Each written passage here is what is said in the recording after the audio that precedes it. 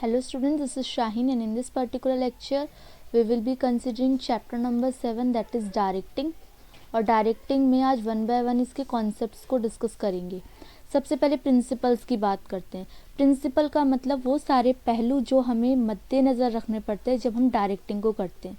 जैसे कि एक मैनेजर को बहुत सारे लोगों से डील करना पड़ता है, उनका बैकग्राउंड अलग, उनकी एक्सपेक्टेशन अलग, उन लोगों को कैसे डायरेक्ट करना है एक स्पेसिफिक प्रोजेक्ट को, जैसे कि यूनिट्स है आपका 500 का, इसको अचीव करने के लिए किस तरीके से उनको गाइड करना है, वो सब आ जाता है आपका डायरेक्टिंग। सबसे पहले है मैक्सिमम इंडिविजुअल कंट्रीब्यूशन।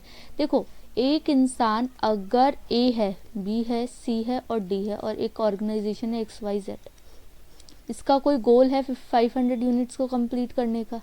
अगर ए के पास 100 यूनिट्स का स्लॉट है, बी के पास 100 का है, सी के पास 200 का है और डी के पास 100 का, अब ये कितनी होगा, टोटल 500 हो गई। ये सब जब काम करेंगे तब जाके ये 500 का गोल अचीव होगा। अब अगर मान लो ए अपना काम करने में सफिशिएंट नहीं है तो 400 का स्लॉट हुआ। अब 400 का स्लॉट वो क्या एबल है, वो क्या 500 का यूनिट्स कंप्लीट करने के लिए नहीं है। तो हर एक इंडिविजुअल का एफर्ट मैटर करता है। तो यहीं पे यही लिखा है मैक्सिमम इंडिविजुअल कंट्रीब्यूशन। जितना मैक्सिमम एक इंडिविजुअल कंट्री करेगा आपके एफर्ट्स में, तो वो आपके गोल के लिए बहुत हेल्पफुल होगा।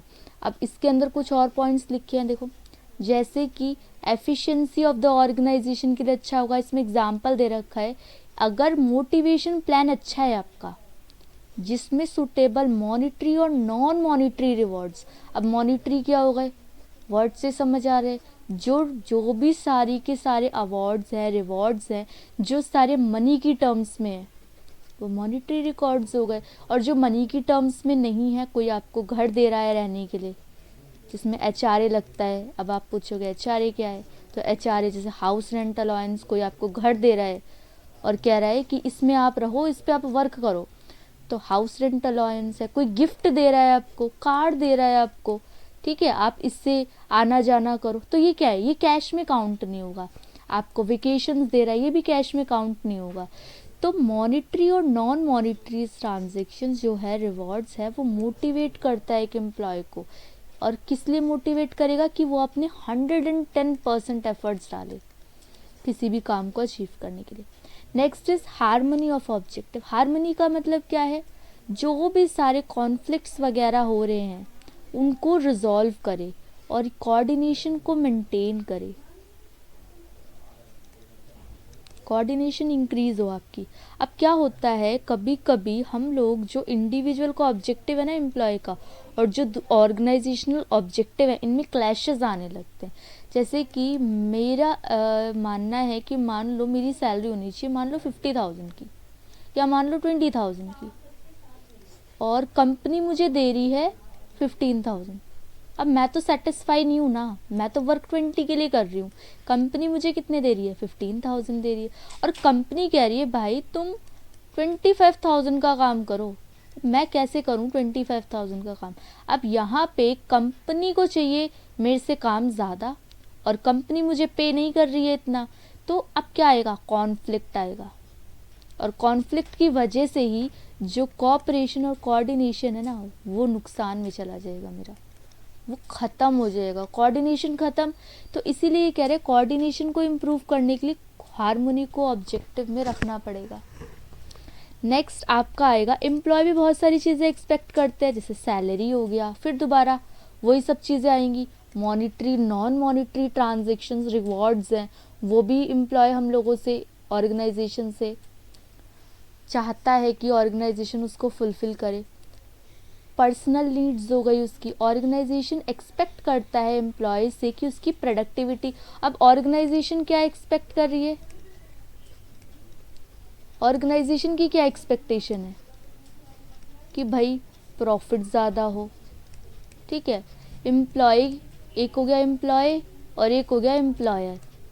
एम्प्लॉयर जो काम ले रहा है और एक एम्प्लॉय जो काम आपको करके दे रहा है, इसकी भी कुछ अपनी एक्सपेक्टेशन है, इसकी भी कुछ अपनी एक्सपेक्टेशन है। जब दोनों में क्लैशेस आएंगे तो कोऑर्डिनेशन अच्छा नहीं होगा। तो इसलिए ये कह रहे हैं कि क्लैशेस मत लाने दो, आप अपने एम्प्लॉय को खुश रखो, उसको अच्छा इंसेंटिव पे करो। उसके जैसे ही आप उसको खुश रखोगे ना, मोटिवेट करते रहोगे टाइम टू टाइम, तो अपने आप वो काम क्या करेगा, अच्छा करेगा। मैं डिटेल में बता रही हूँ ये सारी चीज़ें, क्योंकि ये सारी की सारी आपकी काम आएंगी पेपर में पॉइंट्स लिखने के। दैट इज़ द रीज़न आप ये सब चीज़ें ध्यान रखो। Unity of command, unity of command का मतलब है this principle insist that a person in the organisation should receive one superior only. अब मैंने जब आपको प्रिंसिपल्स कराए थे, प्रिंसिपल्स साइंटिफिक मैनेजमेंट वगैरह के, टेलर के, फियोल के, तो उसमें हमने यूनिटी ऑफ कमांड पढ़ा था। वही है ये unity of command. Unity of command कहता है कि हम लोगों को केवल और केवल एक ही सुपीरियर से गाइडेंस मिलनी चाहिए। वो हमें डायरेक्ट करेगा, वर्क देगा, वर्क की रिपोर्ट लेगा, तो हम ज़्यादा अच्छे से इफ़ेक्टिवली काम करेंगे। अगर इंस्ट्रक्शन एक से ज़्यादा लोगों से होगी तो कन्फ्यूज़न हो जाएगा। मम्मा कुछ कह रही है, पापा कुछ कह रहे हैं, अब क्या हो गया, दोनों के बीच में अब आप कंफ्यूज हो गए कि किसकी बात सुननी है और किसकी बात नहीं सुननी। तो इसीलिए यूनिटी ऑफ कमांड कहते हैं वन सुपीरियर। अब appropriateness of direction technique according to this principle. अब ये प्रिंसिपल क्या कह रहा है, ये लाइन टू लाइन पढ़ो। Motivational and leadership technique should be used while directing the people based on subordinate need. Subordinate की ज़रूरत के हिसाब से, सबऑर्डिनेट की ज़रूरत के हिसाब से, उसकी नीड के हिसाब से आपको डिसाइड करना है कि कब मोटिवेशन देना है उसे। कभी कभी क्या होता है ना, मोटिवेशनल चीज़ों से बात बन जाती है, तुम कर सकते हो, तुम में ये कैपेबिलिटीज़ है, ठीक है भाई, इंसान मोटिवेट हो गया। और कभी कभी ना आपको स्ट्रिक्टली सुपरवाइज करना पड़ता है, लीडरशिप क्वालिटी चाहिए होती है उसके अंदर कि यू हैव टू, है ना, आपको करना पड़ेगा। तो ये आ जाती है लीडरशिप और मोटिवेशनल। तो डायरेक्शन टेक्निक के अंदर अप्रोप्रिएटनेस का क्या मतलब हो जाएगा कि आपको अप्रोप्रिएट ये ध्यान रखना पड़ेगा कि कब मोटिवेशनल लीडरशिप टेक्निक्स यूज़ करनी है, कब मोटिवेशनल टेक्निक्स यूज़ करनी है, कब लीडरशिप टेक्निक यूज़ करनी है। उसकी कैपेबिलिटीज़ के, सबऑर्डिनेट की कैपेबिलिटीज़ क्या है, उसकी नीड्स क्या है, उसका एटीट्यूड क्या है, और भी बहुत सारे वेरिएबल फैक्टर इम्पॉर्टेंट है।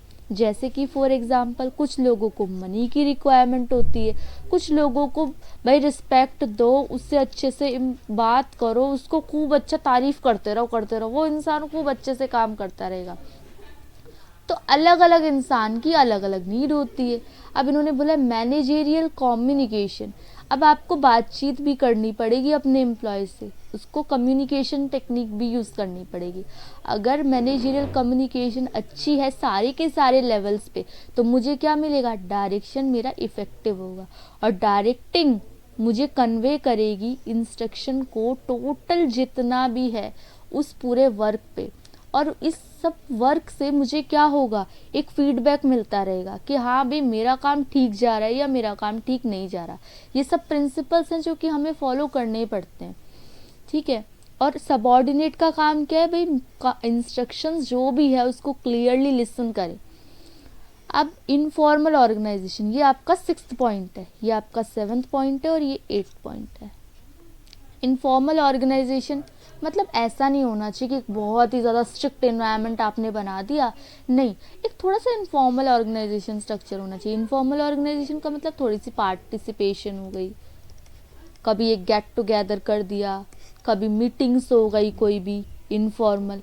तो इस तरीके से कभी कभी क्या होता है, ये माना गया है कि जो इनफॉर्मल ग्रुप्स वर्क करते हैं ना, वो ज़्यादा अच्छे से वर्क करते हैं as compare to formal organisation. तो इसीलिए इनफॉर्मल ऑर्गेनाइजेशन में भी ये हेल्प करना चाहिए।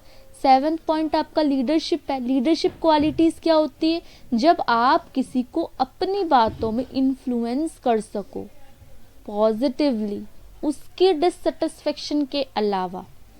फिर उसको आपको क्या होना चाहिए, फॉलो थ्रू। फॉलो थ्रू का क्या मतलब है कि ये आपको mere giving of an order is not sufficient. सिर्फ आपने ऑर्डर दे दिया और आप सोचो कि काम हो जाएगा, नहीं, ऐसा पॉसिबल नहीं है।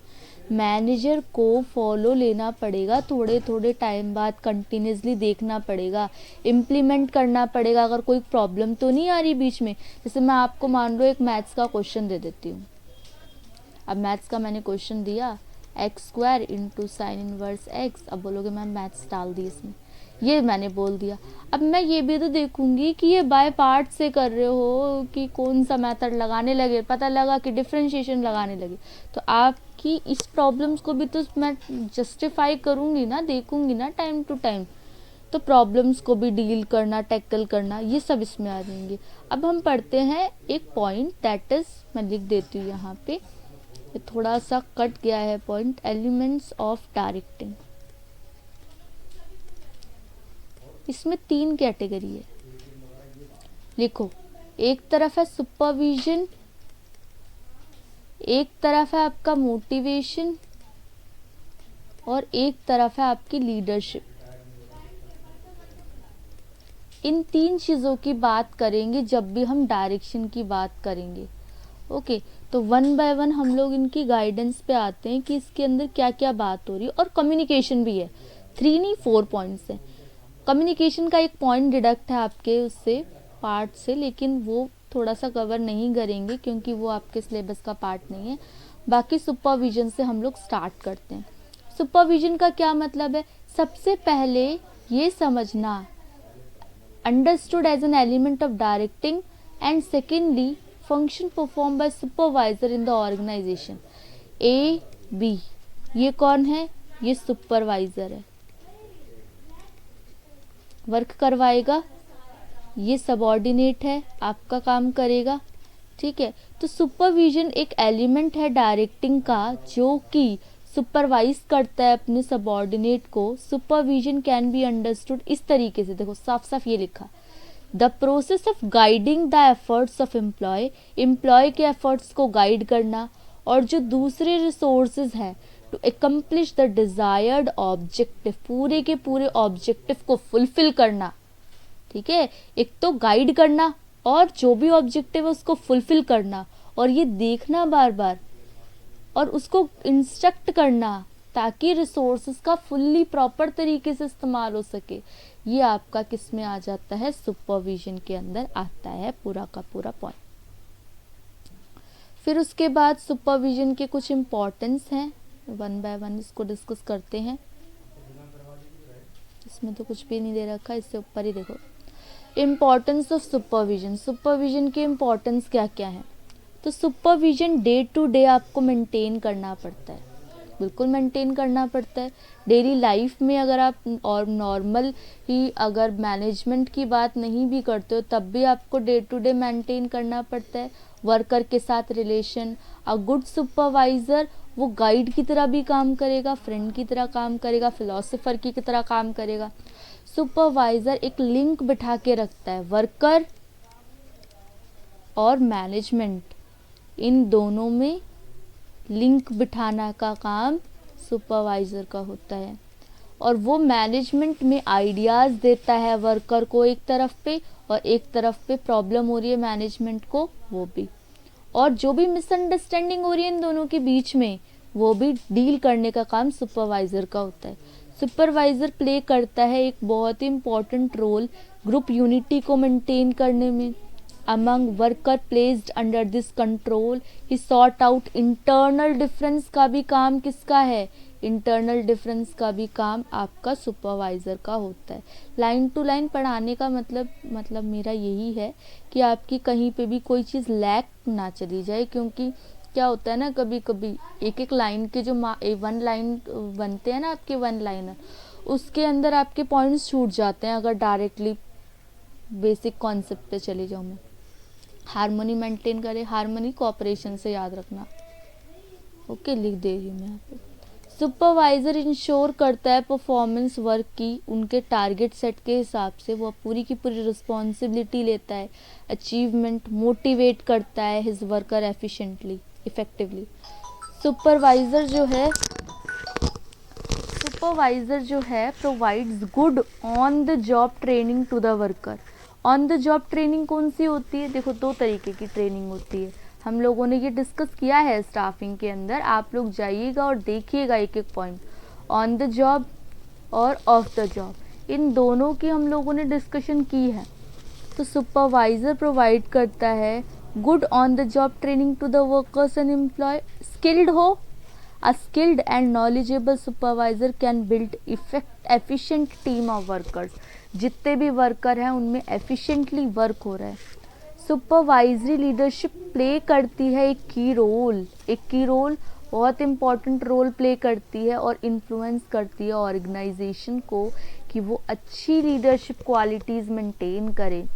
जो गुड सुपरवाइज़र, अच्छा सुपरवाइज़र वर्क करेगा, अपने वर्कर से फीडबैक लेगा, परफॉर्मेंस देखेगा, उनकी प्रॉब्लम सॉल्व करेगा, एक गाइडर की तरह काम करेगा, एक मोटिवेटर की भी तरह काम करेगा। ये सब आपके किसके पॉइंट्स है? सुपरवाइज़र के। अब मोटिवेशन का जो पॉइंट है ना, वो नेक्स्ट मोटिवेशन का ही है, तो वो मैं नेक्स्ट लेक्चर वीडियो में कवर कर लूँगी मोटिवेशन का पॉइंट। तो तब तक आपको मैं अच्छे से मोटिवेट, आप लोगों की जिम्मेदारी है कि खुद को मोटिवेट करके रखो जब तक मैं मोटिवेशन नहीं देती। उसके बाद आप लोग क्या करो, और सारे के सारे प्रीवियस लेक्चर्स को अच्छे से गो थ्रू करो, कोई भी डाउट है, फीडबैक है, वो आप दो। चैनल को सब्सक्राइब करो, वीडियो को खूब सारा सपोर्ट करो, फ्रेंड्स वगैरह में शेयर करो, ठीक है जी। तो इतना काम आपको करना है, ये होमवर्क मेरी तरफ से, सब कुछ देख के आना। जल्दी जल्दी ये सीरीज़ कंप्लीट करेंगे, देन नेक्स्ट सीरीज़ में आपके केस स्टडी लेके आएंगे इम्पॉर्टेंट। तो तब तक आप खूब सारा सपोर्ट दिखाओ चैनल को। Thank you for watching, be happy and stay tuned.